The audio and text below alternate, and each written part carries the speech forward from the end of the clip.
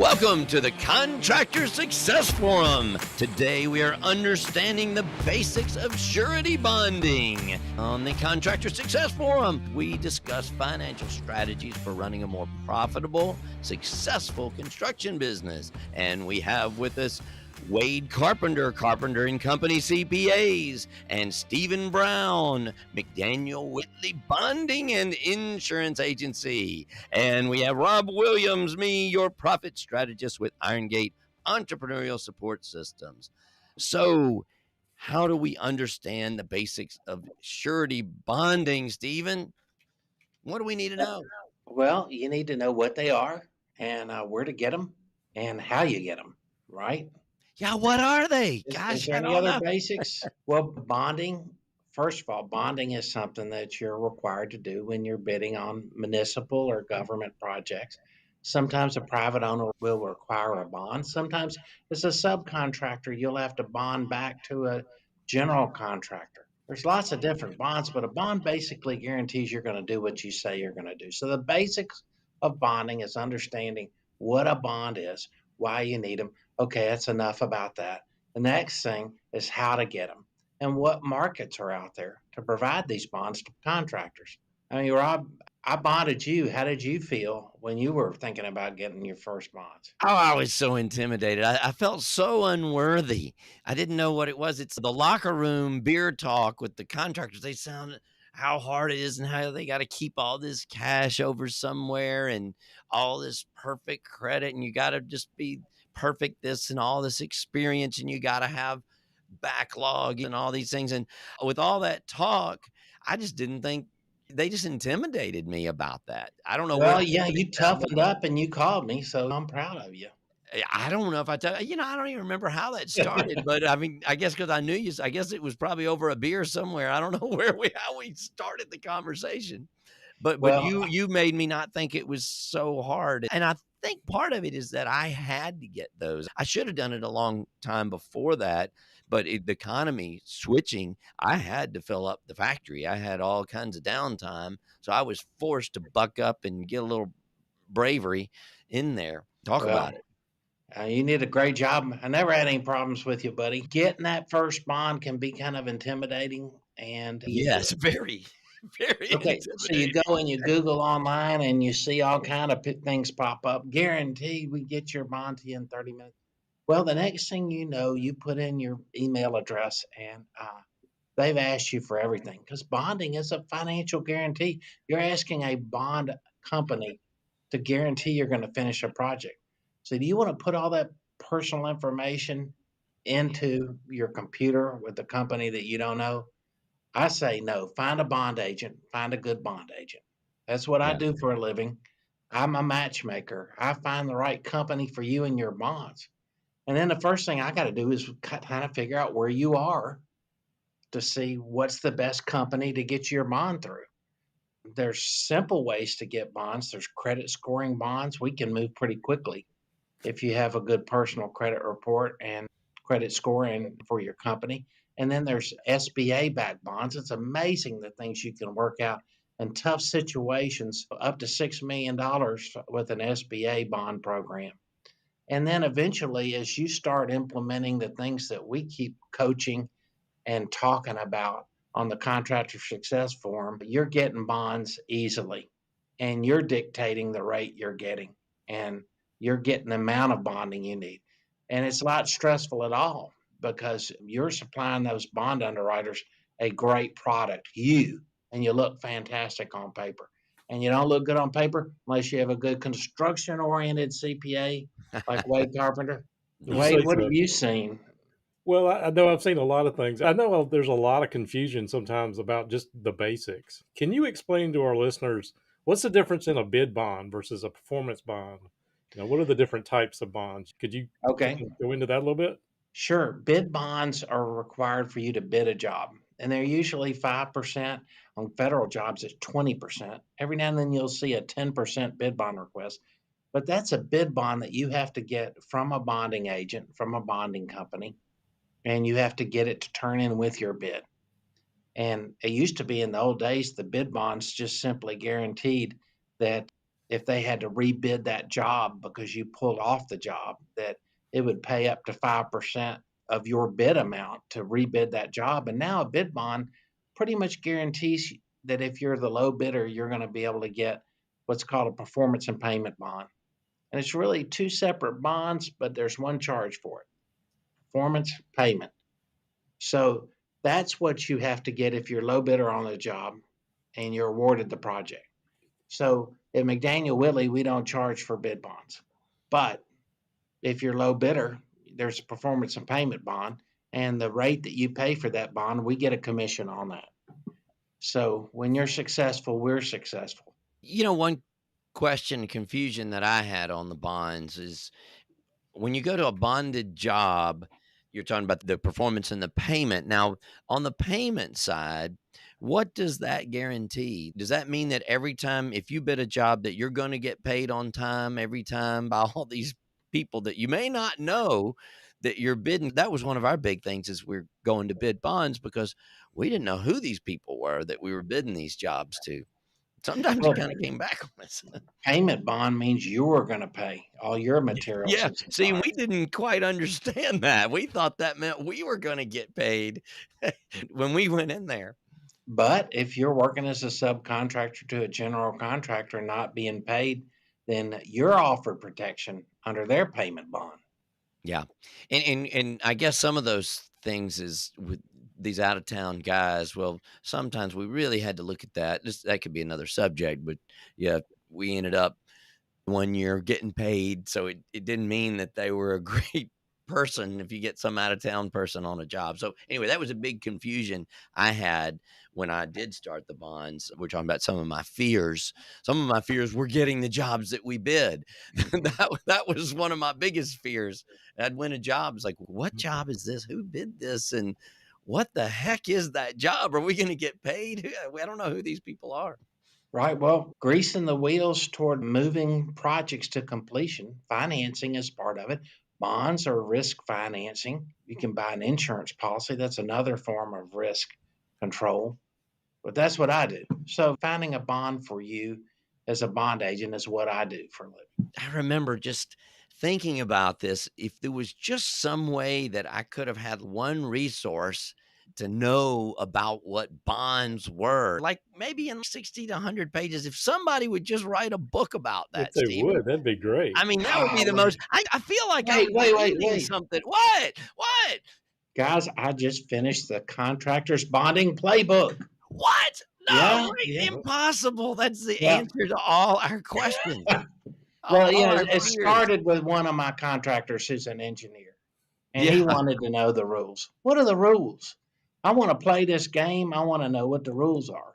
And so I wrote this book from a contractor's perspective. There's lots of books explaining what a bond is. I mean, there's a lot of stuff out there for bond underwriters on how to analyze whether you're writing a good contractor or not. And I used to be a bond underwriter, and we were trained in how to look at those underwriters. And I've been playing this bonding game for a long time, and all the fundamentals are still there. It changes, though, about what companies have different appetites. But basically, everybody underwrites on the three C's: cash, character, and capacity. Do you have the cash to finance the job until you get paid? Do you have the capacity to do the project? Do you have the ability and capacity? And then character. Do you do what you say you're going to do? And all that is measured by these bond underwriters. And your head coach is your bonding agent. So feel free to call me if you have any questions or need to get a bond. Also, you're in a situation where your bonding underwriter, your current bonding company is pulling back and not giving you the feedback that you need. We always say good contractors, I tell underwriters all the time, you don't get a good contractor right off the bat unless there's a little hair on something.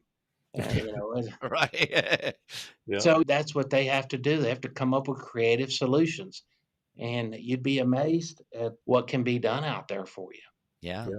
Yeah, I know. that does remind me of the creative solutions. That is kinda how I came to you because I thought I was not as strong as I had been previously. That's one of the reasons why I was so nervous because I didn't come to you for bid bondings until we we were in a decline, and I think that was one reason why I was so nervous about that thing. But our history, y'all did look so much on the history. I don't really know what you looked at, but I guess that was one reason why I was nervous, because I know we were going down. I don't even know if we were profitable that year, but we had a long history of profits because we had, Well, Rob and I go to church together. I knew about your character. yeah, and he bonded I me knew about anyway, your you know? capacity. So, but two of those three C's I already knew. Stephen, I see somewhat here exactly what Rob, some contractors are afraid to even go down the road. But I also have these other ones that they go and bid a job, never having bonded anything. And then they call me in a panic. Oh, I got this job. Now I got to figure out how to get a bond. And so they're in panic mode. From your perspective, what do they do? I mean, I know what I counsel people to do. First time I pick up a contractor, especially if they're new, is like, do you do bonded jobs? And if you don't now, do you ever plan to? Should you maybe start doing a reviewed financial statement year one just so that you have some financial history? So, can you talk to some people about developing a relationship before with a bond agent? Right. You know, that have you heard that expression that if you have to look in the yellow pages for a good attorney, it's too late. Yellow pages, Google. Okay, there's no such thing as yellow pages. I'm showing your age. I But just talked to somebody yesterday that's canceling his Yellow Pages thing in a Profit First meeting. I'm like, yeah, I guess you could cancel Yellow Pages. I didn't know they even existed anymore. well, my point is develop those relationships. Find a bond underwriter. If you need a bond underwriter, you can call me. I'll be happy to talk to you. You can reach me at McDaniel Whitley Agency and just look me up, call me on the phone. But the main thing is, like you said, Wade, you've got someone that's bid a job and they're requiring a bond. So did you bid the cost of the price of that bond in anywhere from 1 to 3.5%, depending on the market, is the cost of the bond. And then the second thing is, do you have cash, character, and capacity? And Wade, you as a CPA have to help get me some information that shows that you've got that. What about the projects you've done in the past? Have they been profitable? Do you have any cash in the bank? We talk about cash being king, but it's important. And then also your character. Do you have a good track record? Is this job that you need a bond for right down your alley, and why? That's something you need to tell your bond agent. And then your bond agent communicates that as they find a good market for you.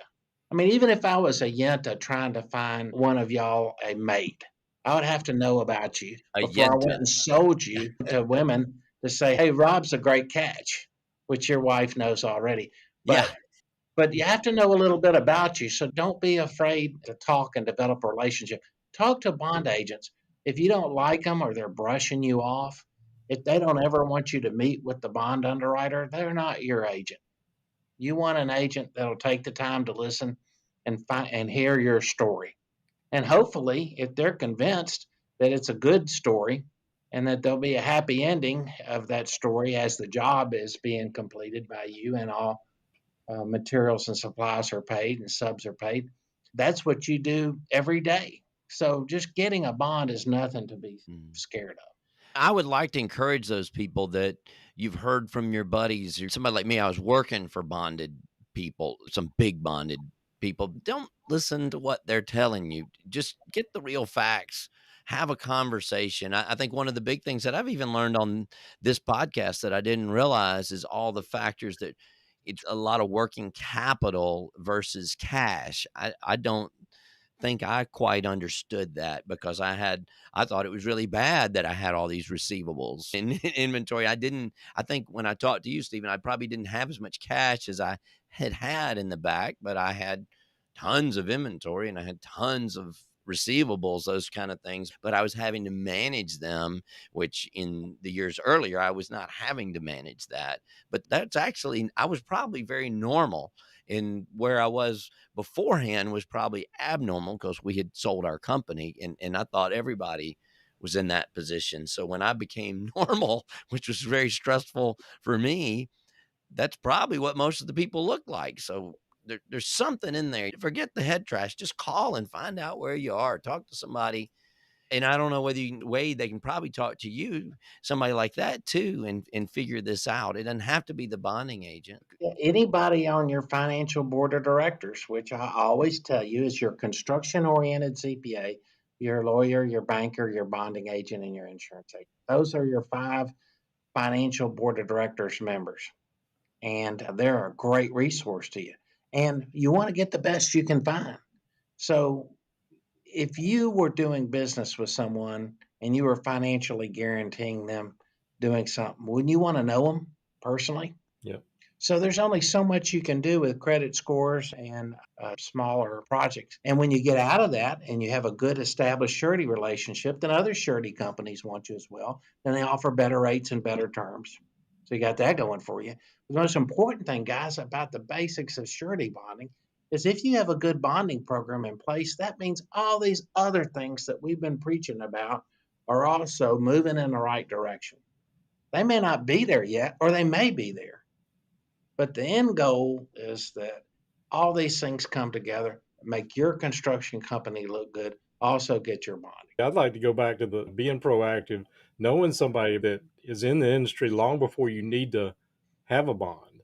But the other part is when somebody's first kicking off and trying to get a bond for the first time and they've never had job cost records and we're supposed to create them out of thin air. It's impossible. So I would counsel somebody, if you're starting a construction company today, or if you've been in business for 5 or 20 years and you don't have that stuff in place, that's the best way I can tell you to manage your company is to by managing your jobs, by managing and knowing where your costs are and not waiting until April to find out how you did for last year. Yes. And please remember that that fiscal year end financial statement that you get your construction oriented CPA to do for your company is the number one tool I need to get your bonds for the next year. So please try to hurry up. Here it is in January. We haven't gotten any statements in yet, Wade, but they'll come trickling in February and March. But if we get the bonding underwriters their year-end statement in July and August, September for the previous year, we're getting close to being dead in the water, if not already so. Please do your bond agent a favor and get them those statements. Good, bad, or ugly, a good bond agent will have some idea how your year-end look before we get Wade's statement. Right, Wade? Yep. Yeah, I know. I mean, construction CPAs know the bond agents need them in February, March. Yeah. And so It's a great accountability for your business. When you get really busy, it's nice to have that accountability, which sort of forces you. I mean, you might look at it as a pain in the ass, but on the other hand, it's really good for not just getting behind, because a lot of these guys delay and delay and delay and let things get months and months behind and then have to catch up, which is really stressful. But having the bonding and having these reminders helps you have a healthy business and keeps you from going down in there. So it's not just about reporting the numbers, it's about making the numbers be where they're going to be and giving you some accountability to stay healthy going forward and not lose track of that. And I know in the residential, I see a lot more of those guys because there's not much accountability and usually don't even have banking. Those guys tend to snowball when it gets busy and there's nobody there to put on the brakes or have any warning signs, things like that. So it's actually can be really healthy for your business, just the fact that you're having to supply these things. All right. Well, this has Hey, been great. I love bonds. You call me Bond Brown. I've got a customer that calls me. And I remember All doing a right. seminar once on bonding, and I wrote up on the chalkboard, or whatever you call it. I said James Bond Brown, because James that's my name, Bond James Brown. Stephen Brown. Yeah, most people don't know that it is James And Stephen I Brown. How said, can you dance, though? That's the question. well, I erased the Brown. I said, you can think of me as James Bond. Yeah. And they looked at me for a while, and then I erased James and I wrote Brown back, and they started nodding their head. And I still have some friends from that seminar that call me Bond Brown. Hey, Bond Brown. All But anyway, right. I've been doing it all my life. I love it. I'm knocking on wood. Never had a midlife crisis where I wished I was doing something else. Always something different. There's always solutions to problems. So that's the basics of surety bonding. Don't be afraid. Don't be afraid to do this. Don't be chicken like I was chicken. So don't be afraid. Just talk to the people. They're not going to bite your head off to talk to them. So We want to get your bonds approved or we don't get paid. That's right. They want to talk to you. And that's what we tell them on the Contractor Success Forum, right? That's right. I All love right. it. And with us, we have Wade Carpenter CPAs, and we have James Bond Brown with McDaniel Whitley Bonding and Insurance Agency. And I'm Rob Williams, Irongate Entrepreneurial Support Systems. And we are the Contractor Success Forum. Come back and listen.